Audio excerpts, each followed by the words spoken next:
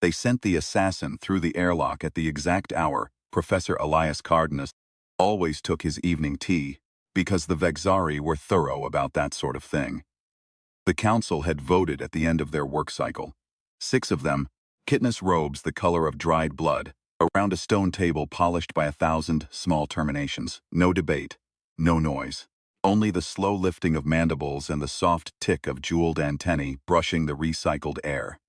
Outside the council chamber, the orbital station Carburex 7 turned its slow turn around the moon Tlaloc, and the green storms below rolled in their long circles, and the human freighters hung in their docks like patient livestock waiting on the cartel's pleasure. The matter before the council was simple.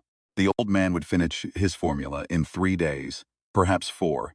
Once the formula existed, the cartel would no longer be needed. None of them would be needed, and that could not be permitted. So they killed him at tea time. The assassin was a hollow. The Vexari grew them in glass tanks below the engineering deck, raised them on protein mash and clean songs, and decanted them when an inconvenience needed correcting. This one wore a maintenance uniform. It moved through the corridors with the gentle, unhurried economy of a creature that had never been afraid of anything in its short, manufactured life. Mateo Vega was on the same corridor at the same time. He carried a vacuum jar in one hand and a small spray bottle of sugar water in the other, and he was humming. He had been told all his life that he hummed without knowing it. He did not believe this. He believed he hummed entirely on purpose. Inside the jar was a rose. It had been a real rose once, a desert rose from the hot greenhouses of Hidalgo Prime, given to his mother on the last birthday before she went home to God. Mateo had been 7. He remembered the rose better than he remembered her face, which was a thing he did not say out loud because it sounded like betrayal. He had carried the dried thing through 3 reposting orders and onto Carburex 7 in his sock, and on his first night in the bunk he had told the rose quietly that he intended to keep its smell alive forever. He had meant it. He was 28 now and he still meant it. He was officially listed on the station registry as Assistant Maintenance, Class 3, which meant he swept corridors, replaced filters, and was permitted to call himself an assistant. When he wrote home to his cousins on Hidalgo, he had a second listing, in smaller print, in the records of the science wing, Lab Custodian, Cardenas Group, which meant nothing on the registry and everything to him. He had been the old man's only student for 9 years. He had been his only friend for 7. The professor's lab was at the end of Corridor 7. Mateo passed the maintenance hollow without looking at it. The hollow did not look at him either. They were 2 pieces of furniture moving in opposite directions along a hall. Cardenas was at the workbench when Mateo came in, bent over a tray of capillary tubes, with the particular care of a man who had learned, over 40 years, exactly how much pressure he could put on a piece of glass before it answered him. "Me, Joe," he said without looking up. "Did you fix the heater in the hydroponics bay? I told the maintenance hollow about it." 2 days from now it will still be broken. 3. The old man smiled at his glass. He was 81 years old. His skin was the color and texture of a paper bag that had been folded and unfolded 1,000 times. C. Prof. Mateo set the vacuum jar on the bench beside the rose he had spent the past month coaxing back into something that almost smelled like a flower. Again, he had a theory. The theory had to do with sugar concentration in the cellular memory of the pedal. He had not, in 3 years of trying, succeeded. Cardenas had told him once, kindly, that he was attempting to solve a problem that the universe had already solved by allowing humans to remember. Mateo had told him, kindly, that human memory was a poor preservative, and he intended to do better. They drank their tea standing up, which they always did, because Cardenas had read a book once that said standing while drinking tea improved digestion, and he had never seen any evidence to contradict it. "The seawater problem," Cardenas said. "I think I have it." You are not listening, Mijo." "I am listening, Prof. The seawater problem. You have it." Carburex. The old man set down his cup from a desalination cell. "The ocean of any Class M world. Cheaper than the cartel can refine in a year. And it does not require their catalysts. Their whole grip on FTL fuel gone in a single document. That is wonderful, Prof." Mateo was watching the rose. He thought it had taken on a deeper red in the last hour. "You are not listening." "I am listening." Mateo touched a finger to the side of the jar. I am listening with the part of me that listens to important things. The rest of me is busy with my rose. Cardenas looked at him for a long moment. Then he laughed. It was a soft, dry sound. You have a poet's soul, Mijo, and the brain of an idiot. And I believe these two things are the same thing. See, Prof. Come tomorrow morning at 7. We will write it together. The Carburex? Yes. Your rose. They have more in common than you know. Prof. I've been saying that for 9 years. And in 9 years I have been correct every single time, and one day you will believe me. Mateo laughed. It was a small, easy laugh. He would remember it later. He would remember it for the rest of his life. The hollow came in through the side door at 17 minutes past the hour. It was still wearing its maintenance uniform. It walked the way it had walked in the corridor, unhurried, unafraid, polite. It made a sound that was almost an apology before it killed him. Mateo never quite remembered the order of the seconds that followed. There was a noise like a wet hand clap. The old man went down against the bench with the look on his face of someone who had finally understood a joke that had been told to him a long time. The rose jar was knocked sideways, but did not break. Mateo caught it without thinking and held it against his chest. The hollow took 2 steps toward him and then stopped, because a separate part of the building's automation chose that exact moment to discover the Conceal Corridor 7, and the door between Mateo and the hollow came down between them, with a sound like a coffin closing. Mateo was alone in the lab with the dying old man. He went down on his knees on the floor and held the professor the way you hold a thing that has hardly begun to leave the room. Mamijo, Prof, in my coat. The notebook. Mateo fumbled the inside pocket. The notebook was small, leather, thumb-soft from 40 years of use. He pressed it into the old man's hand, and the old man pressed it back. They will come for it. Take it. Take it. Cardenas closed his fingers on Mateo's. Read the roses, Mijo. Read the roses. He said it again, softer. Then he did not say anything. Mateo sat there for a long time with the notebook in one hand, and the rose jar in the other, and listened to the station, its old, indifferent hum. Outside the sealed door, somewhere far away, a calm Vexari voice was already speaking over the public channels in its slow, considered common, asking the citizens of Carburex 7 to remain calm. There had been a regrettable incident.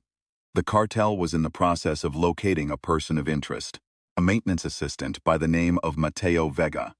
He was believed to be in possession of stolen property. He was believed to be dangerous. Any sighting should be reported immediately to the nearest enforcement station. The Vexari were thorough about that sort of thing. Mateo wiped his face with the back of his hand. He put the notebook in his shirt. He put the rose under his arm. He stood up. He climbed into the ventilation duct above the lab, sink the way he had climbed into it 1,000 times before, to fix 1,000 small problems. And the duct received him, as it received any other piece of maintenance in motion through the body of the station. The plumbers, of course, already coming. The ducts of Carburex 7 were not built for a man Mateo's size. They were built for the maintenance hollows, which were built smaller than men, because the cartel had calculated, somewhere in the long arithmetic of its existence, that smaller meant cheaper. Mato had been in these ducts before. He knew where the noise traps were. He knew where the sound deadeners had been installed in the air handlers above the council chamber, because the cartel had not liked to hear the workers laughing during shift change. He moved on his elbows. He kept the notebook against his ribs. The rose jar he had wrapped in his coat and pushed ahead of him like a child, pushing a beloved toy through a tunnel of blankets. At the first dark junction, he stopped and listened. Below him, through the grill, he could hear 2 Vexari foremen talking. Their common was clipped and bored. The human Vega, last seen Corridor 7. Probably still in the building. He'll be hiding with his own kind. Check the laundry. Check the chapel. They have a chapel. They have something they call a chapel. It is in the agricultural bay. They put rocks in a circle and sing at them. The other Vexari made a sound that, in their language, was a kind of contemptuous amusement. Teo lay still for a long time before he moved on. He went down. He went down through 6 levels in slow, breathless degrees, past the engineering deck, past the freighter hangars, past the agricultural bay, where his fellow humans were even now being herded into a holding area for questioning. He could hear them through the grill. He could hear the foreman counting them. He could hear a child crying somewhere and a man telling them to hush in the kynods, the kind of voice a father uses when he does not believe his own assurance. He paused at the grill above the chapel. The chapel was in fact a circle of rocks. 12 stones from a dozen colonies, dragged through 3 reposting orders by people who had no good reason to keep them, arranged in the dirt of the agricultural bay between 2 rows of tomato vines. There was a woman there now. He could see the top of her head. She was kneeling. She had not been hurted yet. She was praying very quietly in a language he did not recognize and rocking back and forth, and the tomato vines moved softly above her in the cooling fans. And Matteo understood with a sudden cold clarity that if he climbed down to her, she'd be killed. And if he stayed where he was, she might be all right. He stayed where he was. He moved on. At the bottom of the duct system, at the place where the air handlers met the recycled water lines, Matteo opened a service hatch and dropped down into the maintenance crawl below the docks. This was where she found him. She was crouched behind a coolant tank with a small wrench in one hand and a worn-out service pistol in the other, and she was not pointing the pistol at him only because she had recognized him in the half-second before he saw her. Vega. Marisa. You came down through the duct? I came down through the duct. They are looking for you. Yes. All of them? All of them, yes. Put the pistol down. She was 23, half human, half Eritan, which meant she had her father's gray eyes and her mother's gray eyes, since both species had grown the gene from the same drinking water, on the same colony 1,000 years ago, before the Eritan had been a separate species, and the humans had been a separate species, and before anyone had cared which was which. She had a smear of engine grease across the bridge of her nose. She had a habit when she was thinking of biting the inside of her cheek. She had taken Matteo to the chapel once, 2 years ago, on a feast day she had wanted to understand. They had sat outside the circle of stones because she had not felt she had the right to sit inside it. She had asked him afterward what the singing meant. He had not been able to explain. She had nodded as if he had answered anyway. Why, she said now. Pressed the notebook against his shirt. Because of this. What is it? I do not know yet. She looked at him for a long moment. Then she nodded once and stood up. Come with me, quickly. She took him into the belly of the docks. There was a freighter there, a long decommissioned Aritan trawler, that the cartel had condemned, but that Marisa had been quietly keeping alive for 3 years on the assumption that someday she would need it. They went in through a maintenance port. She closed the hatch behind them. She did not turn on the lights. In the dark, she said, "Show me." Matteo opened the notebook. He had not until that moment looked at it. He had been afraid to. He opened it now under the thin red glow of an emergency strip. And the first thing he saw was the professor's handwriting, neat and slanted and so familiar that Matteo's throat closed on it. He turned the page. He turned another. It is chemistry, he said. Course it is chemistry. It is the seawater work. The carburex, he swallowed, but it is broken. Pieces are missing. It is not finished. He told you it was finished. He told me it would be finished in 3 days. She looked over his shoulder. She could not read it either, but she could see the pages of arithmetic and the diagrams of ion exchangers, and she could see that there were pages and pages and pages that were not arithmetic at all. What are these? She said. Poems. What? Poems, Matteo said.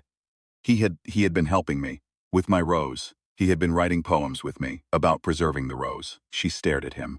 I do not know, he said. I do not know why he kept them here. I do not know why he kept them at all. Above them, through the floor plates of the docks, something heavy moved. They went still. The thing moved again. It made a soft clicking sound, like the tap of a fingernail on a piece of glass.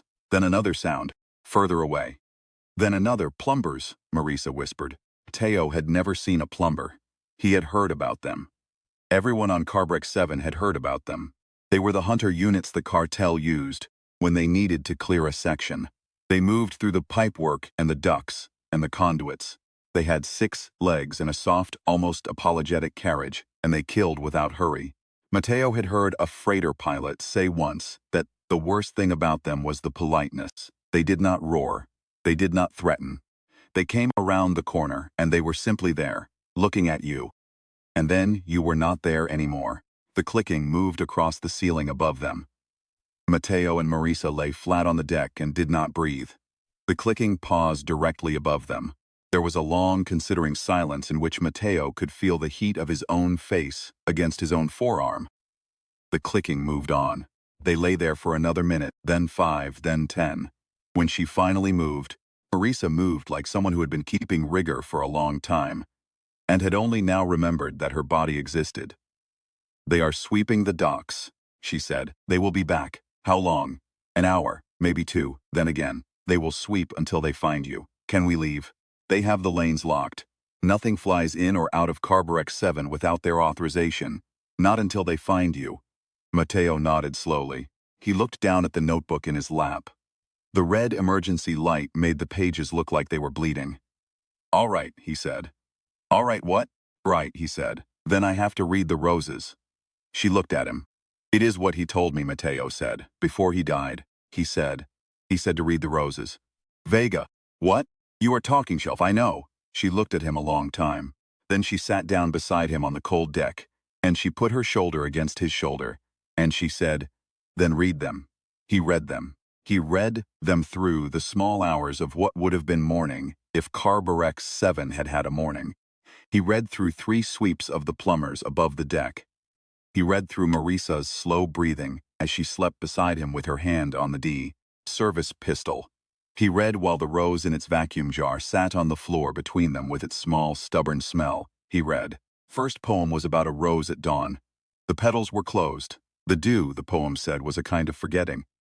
To preserve the rose, one had to first allow it to forget. Mateo stared at the page. He turned to the next. The second poem was about water. Not seawater, just water. Water that had been still for a long time. Water that had learned the shape of its container. Water, the poem said, that no longer remembered the sea. Mateo turned again. The third poem was about sugar. The fourth was about the long sleep of the petal. The fifth was about a small electrical current, disguised as the heat of the sun against the cellular wall. By the time he reached the 6th poem, he had stopped breathing. By the time he reached the 10th, he had a pencil in his hand and was writing on the inside of his own forearm. By the time he reached the 20th, he understood. He understood completely. He sat in the dark, in the belly of an Ariton trawler hidden under the docks of an alien-controlled station above an alien-ruled moon, and he held in his lap the document that was going to end the most powerful corporation in the known stars. And he laughed. It was a soft sound. It was a sound shaped by morning, but it was a laugh. Marisa stirred beside him. "Vega?" "He hid it," Mateo said. "He hid the formula. He hid it in my roses." "What?" He knew they would come for him. He knew, so he wrote the formula into the rose poems. Because nobody in their lives would ever look at a janitor's hobby. She stared at him. He looked up from the notebook with the kind of expression a man wears once or twice in a life. "Marisa," he said, "I have it. I have all of it. Carburex is right here. I could make it tonight." He paused. The laugh was gone. His mouth was small and tight. "He died because he hid it for me," he said. "He died because he could not tell me. He could not even tell me. Because if I had known, I would not have learned it. I would have memorized the trick instead of the poem." "Marisa, the only reason this works is because I read those poems for 2 years, and they meant nothing to me. They meant nothing. They meant my mother. Now I read them, and they mean the end of everything. He gave me both. He gave me both before he died." She did not speak. She put her hand over his hand. Above them somewhere, the soft tap of a fingernail on glass moved across the deck plates and did not stop. Marisa watched him for a long time before she spoke. "My father was a fuel man," she said. Mateo looked up.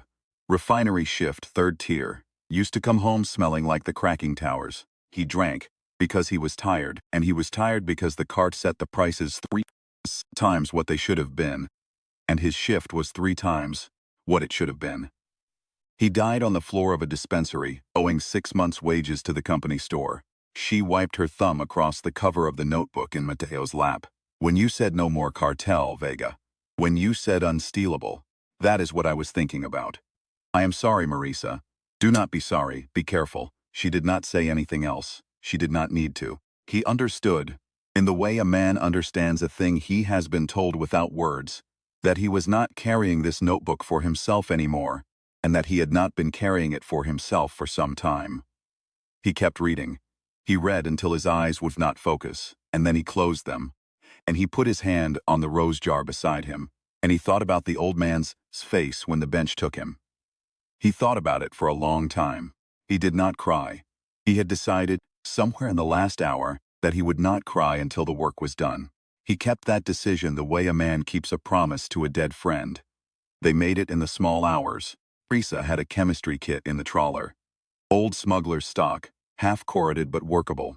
They drew seawater from the station's agriculture bay through a recycler line Marisa had rigged a year ago for reasons she did not explain. Mateo worked the way he had watched the professor for 9 years. Slow, careful, no hurry. He did not need the chemistry to be elegant. He only needed it to be true. He took the rose out of the vacuum jar and set it on the bench beside the work because the professor had been with him every day of 9 years and he wanted him there for this also. 3 hours in, he had a single vial of clear amber liquid. It looked like nothing.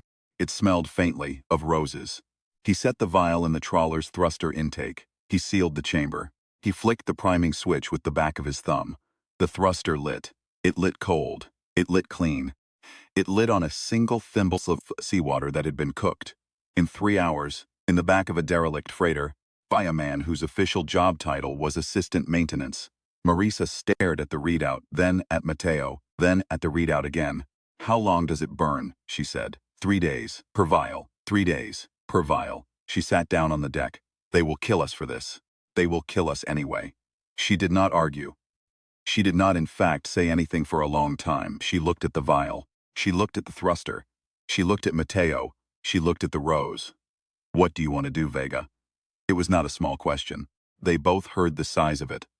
Mateo had been thinking about this for hours. He had been thinking about it since the third poem, when he had understood that the professor had been writing for 2 people. For Mateo, in the language of flowers, and for the future, in the language of fuel. He had been thinking about it for every footstep of the plumbers overhead. "Marisa," he said, "if we take this to the Ariton underground, they will use it for 1 war, maybe 2. And then someone, somewhere, will get hold of it again and sell it to someone else, and we will have a new cartel in 20 years, with new uniforms.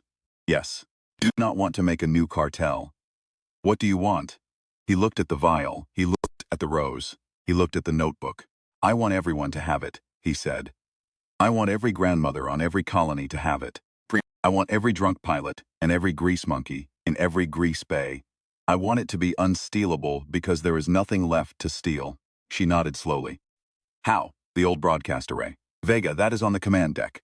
"Yes, that is on the command deck of an alien-controlled station that currently has a Vexari high commander aboard. I know. You want to walk into the command deck of an alien-controlled station with a high commander aboard, and you want to broadcast the formula." "Yes." Put her face in her hands. "You are going to get us killed." "Yes." She stayed like that for a while. Then she lifted her face. Eyes were dry. They were always dry. He had never seen her cry. He understood in that moment that she was not going to start now. "All right," she said. "All right, Vega. We do it your way. Marisa." "What?" "I do not have to broadcast the chemistry." "What?" "I can broadcast the poem." She blinked. "It is the same thing," he said. "Anyone who can read the poem can build the carburex. Anyone who cannot read the poem will not get anything out of the chemistry either. So we send the poem. We send it raw. We send it in Spanish, exactly as he wrote it, and the cartel's translation software will read it as exactly what it appears to be. Which is what? A love letter to a rose." She looked at him. "Vega," she said, "you are not going to give them the chemistry. No. You are going to give them. You are going to give every human in the system a love letter to a rose. Yes. And you are going to trust that one of them, one human in tens of thousands, is going to know what it means. Yes." She looked at him for a very long time. "That is the most stupid plan I have ever heard," she said. "I know. That is the most stupid, the most human plan I have ever heard. I know." She put her hand on her face again. She left it there for a moment. Then she took it down and she looked at him with a small, dry, exhausted smile. "Then we do it," she said. "Then we do that." The High Commander had arrived, in fact, 3 hours earlier. Her name was Vensarin the Reckoning, and she had not earned that name kindly. She was old by Vexari standards, which meant she was older than Carburex 7. She had been a juvenile during the Aritan Wars. She had been a magistrate during the Long Pacification. She had been the one who decided, after the human colonies had finished their useless rebellion, that humans should be permitted to keep their language and their songs and their small stupidities. Because she had judged that humans were a species that would self-domesticate if you gave them enough rope. She had been correct, mostly. She did not enjoy being correct. She enjoyed being right, which was a different thing. She stood now on the command deck of Carburex 7, with her secondary mandibles folded behind her, and looked at the notebook on the central console. Not Mateo's notebook, but a fresh one, on which her chief analyst had been transcribing every scrap of paper recovered from Cardenas's lab. "Anything," she said. "Nothing yet, reckoning. Anything." The analyst was a junior Vexari with badly molted thorax plates. He did not enjoy being addressed by Vensaren. The professor's working notes were burned, reckoning. The fire was started by the professor himself, we believe, in the last minutes of his life. And the assistant? Vega. He took a notebook from the professor's coat. He is still on the station. You have not found him. We have not yet found him, reckoning. Did this notebook contain the formula? We believe so, reckoning. She turned. The junior took a half-step back. She had not threatened him in any way she would have recognized as threatening. He took the step anyway. You believe so. The professor was a methodical man. He would have kept his working notes consolidated. The notebook on his person was the most likely location. We have all of his other materials, and they are incomplete. She made a sound that was almost a sigh and was not exactly one. Find him, she said. Yes, reckoning. Alive, if convenient. Want to see the document. I want to see the man. Yes, reckoning. She turned back to the viewport. Below her, the moon Tlaloc turned in its slow turn. Above her, in the orbital tracks, the freighters of the cartel hung in their thousands. She had been correct about humans for 107 years.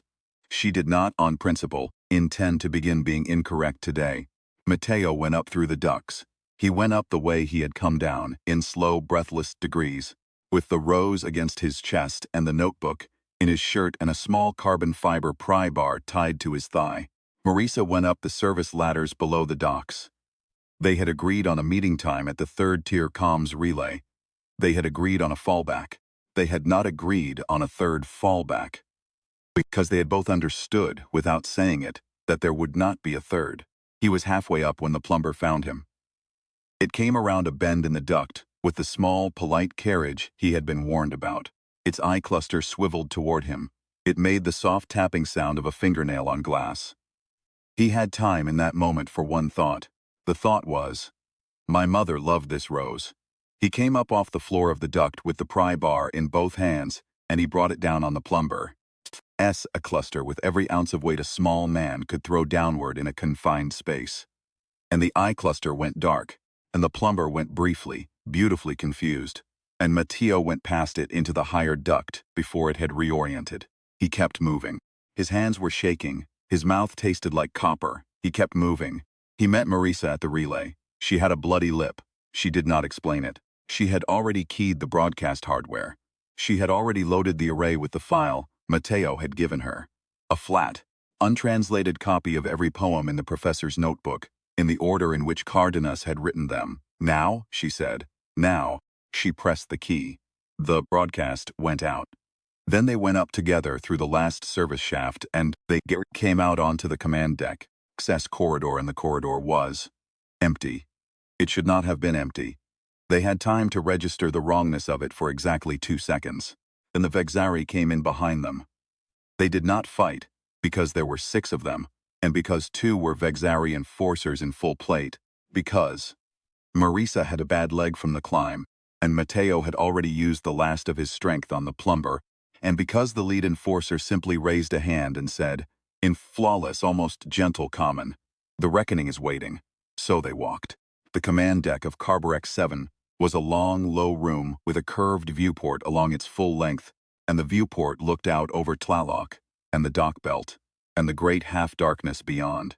Vensaren the Reckoning stood at the viewport with her hands folded. She did not turn when they came in. She turned when the doors had closed behind them. She looked at Mateo for a long time. Then she looked at the notebook in his shirt. Then she looked at Matteo again. "You are smaller than I expected," she said. Her comment was perfect. It was the kind of comment that only an old Vexari spoke. It had no edges. Matteo did not answer. "The notebook," she said, "it is mine. It was the professor's. He gave it to me. He should not have. He did anyway." She tilted her head. The motion was almost human. It was not quite. "You are very calm," she said. "I am not calm. You appear calm. I am tired." She crossed the deck toward him. The enforcers tensed and then relaxed when she signaled them with one finger.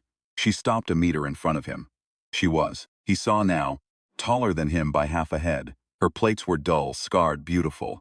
She smelled faintly of ozone. "The formula," she said. "Where is it?" "In the notebook." "My analysts have been through the notebook. They have been through every page. They have parsed every formula.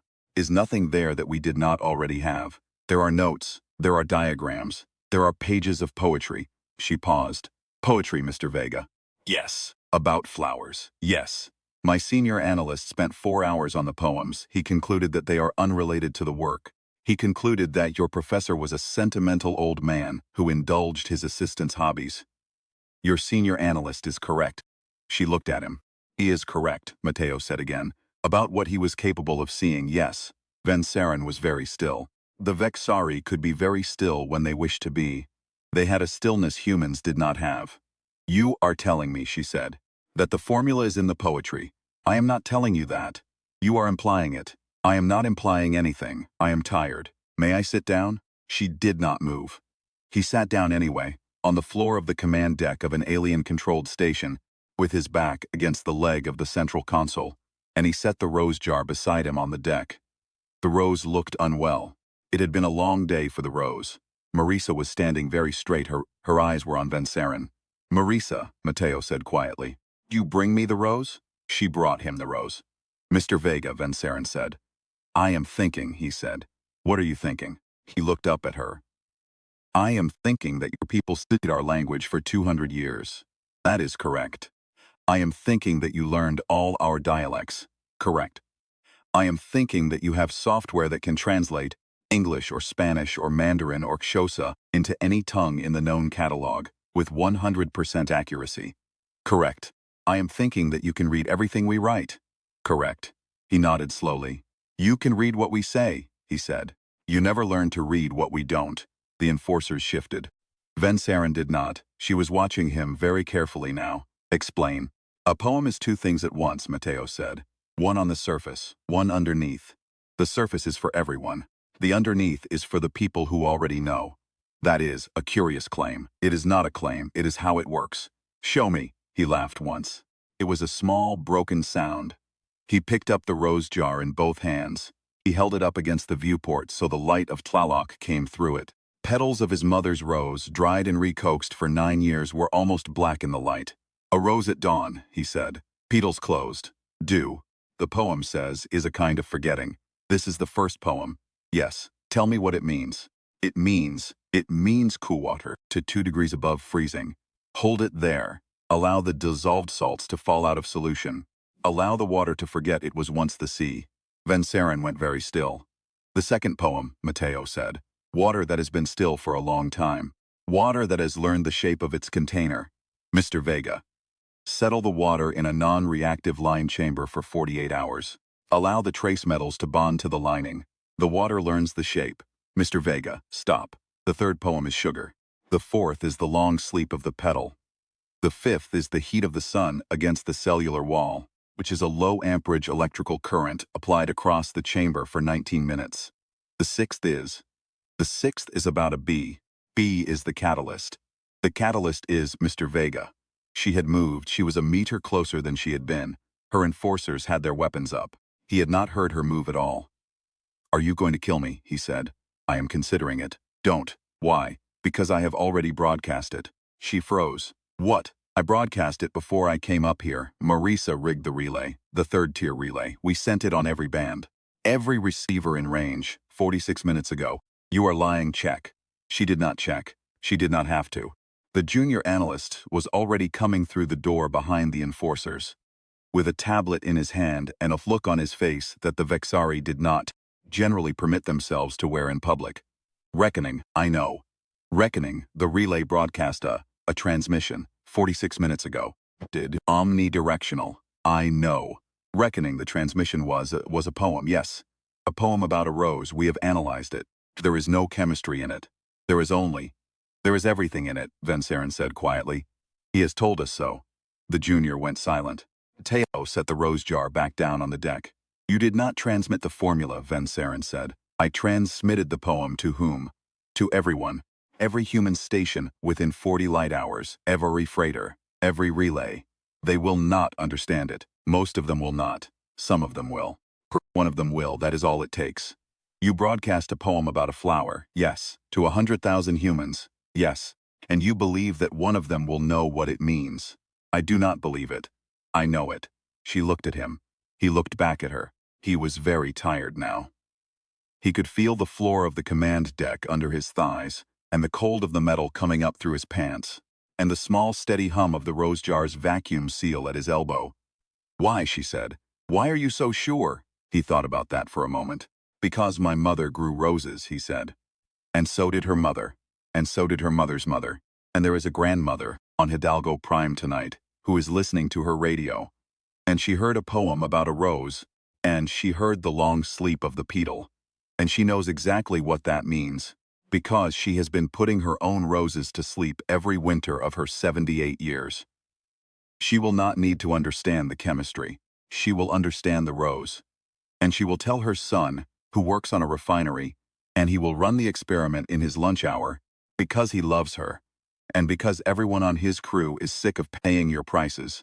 And by tomorrow morning there will be a vial of Carburex on every refinery in the human worlds. And by next week there will be 1,000 vials. And by next year there will be no cartel. He paused. You bought our language, he said. You did not buy our grandmothers. Van Saren did not speak. It was Marisa, finally, who broke the silence. She was leaning against the wall now. She had finally stopped holding herself so straight. She wiped her bloody lip with the back of her wrist, and she smiled at Van Saren, and the smile was not kind. Cualquier humano lo va a entender, she said. Van Saren did not have the Spanish for it. The translation came up on the small earpiece behind her primary mandible a half-second later. Any human will understand. She stood there for a long time. Then she turned, slowly. She walked back to the viewport. She looked out at the moon Tlaloc and the dock belt, and the great half-darkness beyond. And the freighters of the cartel hanging in their thousands, none of them moving, because none of them had been told yet that the cartel had already ended. Get out, she said. The junior analyst stared. Reckoning, get them out. Off the station, on a freighter, now. Reckoning, the protocol. The protocol is for problems we can solve. He did not know what to do with that. He stared at her. The enforcers stared at her. She turned her head, just slightly, and the junior took 2 steps backward and saluted, and began with shaking hands to arrange the thing. Mateo did not stand up right away. He sat for a moment on the deck of the command deck with his back against the central console, and the rose jar in his lap, and the notebook in his lap, shirt and the cold of the metal coming up through his pants.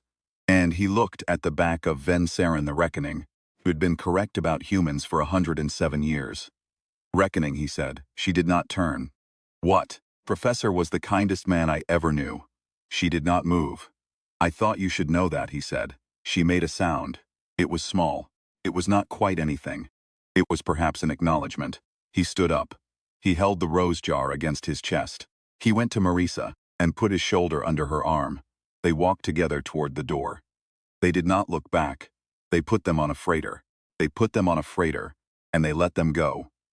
And the freighter went out through the dock belt and into the long dark, and Tlaloc turned behind them in its slow turn. The freighter ran on cartel fuel for 2 days, because that was what was in the tank, and the irony of it did not escape either of them. The broadcast had reached, by the time they cleared the dock belt, 423 human-controlled receivers across 13 colonies. By the end of that night, it had reached 3,000. By the end of the next morning, it had reached every human ear in the trade lane, and a great many ears that were not human. The grandmother on Hidalgo Prime had been Maria Elena Quiroga. She was 78. She had grown roses on a balcony for 60 of those years. Her son's name was Hector. and he worked at the desalination refinery on the South Shore. She heard the broadcast on a Tuesday night while she was washing dishes. She did not recognize it as a chemistry document.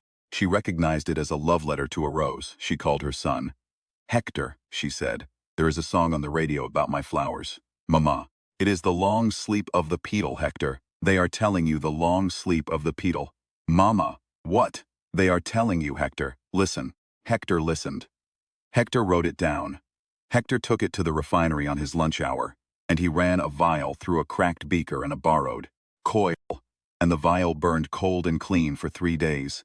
And Hector cried into his hands in the break room because his mother had been right about everything, every time, for 30 years. He was not the only one.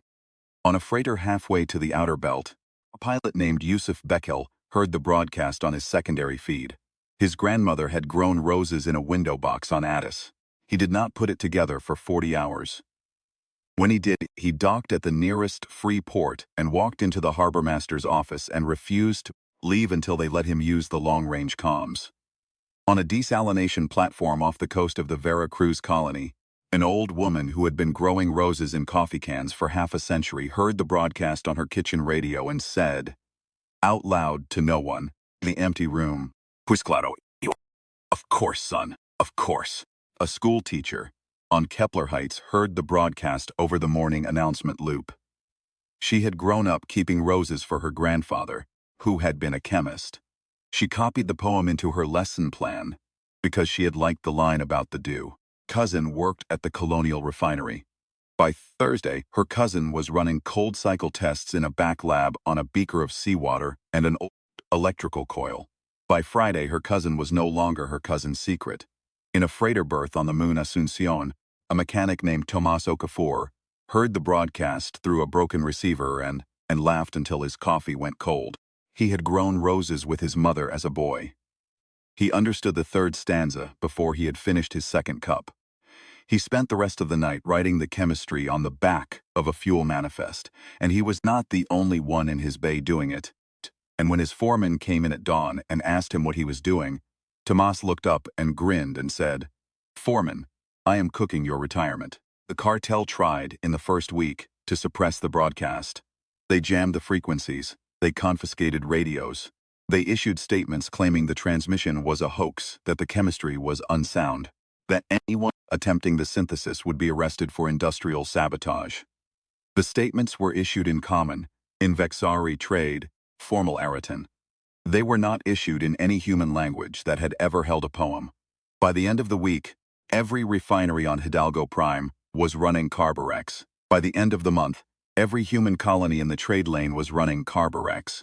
By the end of the year, the price of FTL fuel had dropped by 94%, and the Vexari cartel had filed for restructuring under its own laws. And Vence Sarin the Reckoning had retired quietly to a small estate on her homeworld, where she was known to grow, in defiance of the local custom, a small green plant that no one on her staff could identify, but that she watered every evening herself. Mateo and Marisa settled on the second moon of an Araton world whose name does not matter. They built a small greenhouse. They grew roses. They grew them in defiance of the local custom, because roses were not native to the system, and they did not, on the whole, do very well. Mateo had a certain way with them. He had, after all, read the roses. His mother's rose, the original, was on a shelf in the greenhouse in its vacuum jar. He had finally stopped trying to preserve it. He had decided, somewhere in the middle of the third year, that the rose had earned its rest. People came, sometimes, to the small moon. They came in old freighters and new ones, in trawlers and skiffs, and once in a refurbished Cartel cruiser whose new owners had not bothered to scrape the old paint off the hull. They came because they had heard, somewhere along the long chain of telling, the man who had broken the cartel kept a greenhouse on a small Araton moon, and would speak to anyone who came with the right question. Mateo did not consider the question of right or wrong. He spoke to all of them. He gave them tea. He stood with them while they drank it. Because of the digestion, he answered what he could. A young woman came once in the 5th year from a colony on the far rim. She had been 10 when the broadcast went out. She said her grandmother had been the one who decoded it, on her side of the rim, and her grandmother had died the winter before. and she had come to tell him this, because she had felt he should know. Teo gave her a cutting from his best rose. She took it home in a small clay pot. He never heard from her again, and he did not mind. The not hearing was the point. The not hearing meant the work had gone on living on its own. Cardenas's notebook was in a drawer in the greenhouse. Matteo did not open it often. He had not needed to open it for years. He had memorized every poem in it the way a man memorizes the face of a friend who is no longer in the room. On most evenings, when the sun was going down over the small green moon, Marisa would bring him a cup of tea, and they would stand to drink it. Because Matteo had read in a book somewhere that standing while drinking tea was good for the digestion, and he had never seen any evidence to contradict it, he hummed sometimes. He had been told all his life that he hummed without knowing it. He did not believe this. He believed he hummed entirely on purpose.